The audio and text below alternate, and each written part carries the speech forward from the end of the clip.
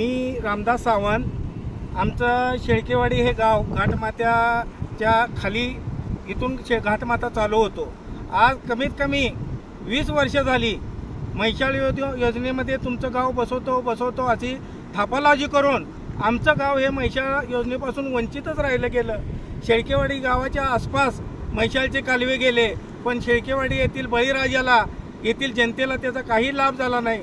म्हणून 3 वर्षापूर्वी सांगली जिल्ह्याचे लोकप्रिय खासदार माननीय संजय काका पाटील यांची शेळकेवाडीतील ग्रामस्थ सरपंच येथील बऱ्याच सर्वांनी भेट घेऊन सांगितलं, काका प्रादेशिक नळ योजना बंद पडल्यापासून शेळकेवाडीमध्ये फेब्रुवारी महिना चालू झाल्यानंतर शेळकेवाडीमध्ये तीव्र पाणी टंचाई निर्माण होते, तरी काका याबद्दल आपण तोडगा काढावा म्हणून 3 वर्षापूर्वी काकांनी स्वतः वारणालीमध्ये शेळकेवाडीच्या ग्रामस्थांच्या समोर टेंबूचे जे इंजिनियर आहेत, अधिकारी आहेत, त्यांच्या समोर बसून शेळकेवाडी हे गाव टेंबूमध्ये बसवण्यात आलं।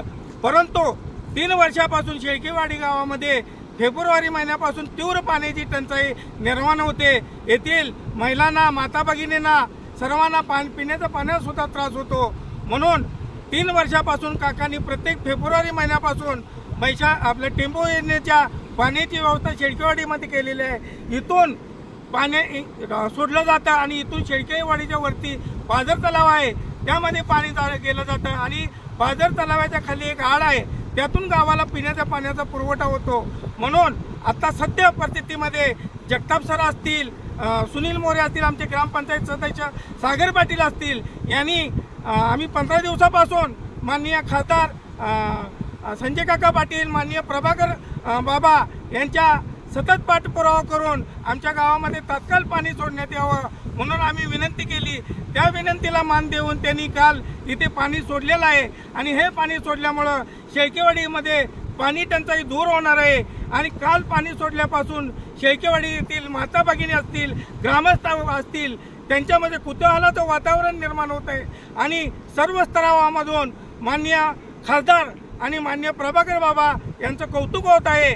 आणि याबाबत मीडियामध्ये काही लोकांनी असं म्हटलं की आम्ही उपोषणामुळे हे गाव बसलं, पाणी सोडलं, हे सर्व यामध्ये तथ्यहीन आहे।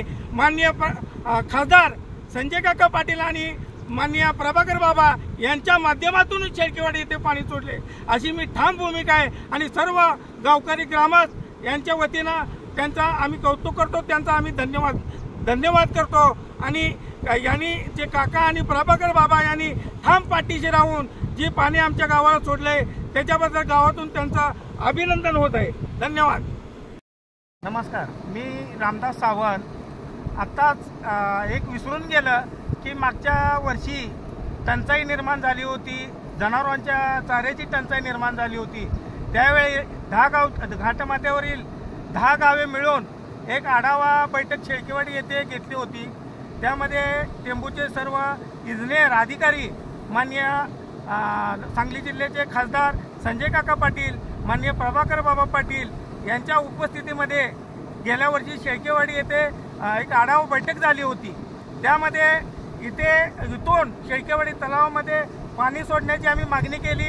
लगेच दुसऱ्या दिवशी काकांनी इथून पाणी सोडलं, पण इथूनच पलीकडे एक कदमखोरा आहे, त्या कदमखोऱ्यामध्ये पाणी सोडल्यानंतर तिथे एक पाझर तलाव आहे, तिथे पाणी सोडल्यामुळे कमीत कमी 2000 बळीराजांना त्याचा फायदा होणार आहे। शेळकेवाडी, केरेवाडी, आगळगाव ते ढालेवाडीपर्यंत तिथल्या शेतकऱ्यांना त्याचा फायदा होणार आहे। ती योजना आम्ही काकासमोर मांडली। त्याच्यानंतर इथे चव्हाणखोरे आहे, यांना त्याचा लाभ होणार आहे आणि येथे पलीकडे मोरे वस्ती आहे, तिथे सुद्धा पाईपलाईन करून पाणी सोडण्याची आम्ही मागणी केली होती। या तिन्ही योजना काकांनी पूर्ण केलेल्या आहेत आणि त्या योजनेसाठी आमच्या इथून जगताप सर असतील, आमचे कुंडलापूरचे महादेव पाटील असतील, यांच्या माध्यमातून वेळोवेळी माननीय प्रभाकर बाबा पाटील, माननीय खासदार साहेब यांना वेळोवेळी पाठपुरावा करून या तिन्ही योजना पूर्ण झालेल्या आहेत आणि आता सोडलेल्या पाण्याबरोबर तिथेही लवकरच पाणी सोडण्यात येणार आहे।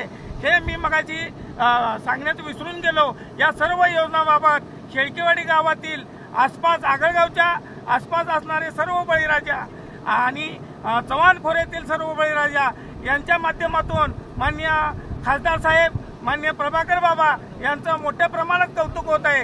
एवढं बोलून मी माझे 2 शब्द संपवले।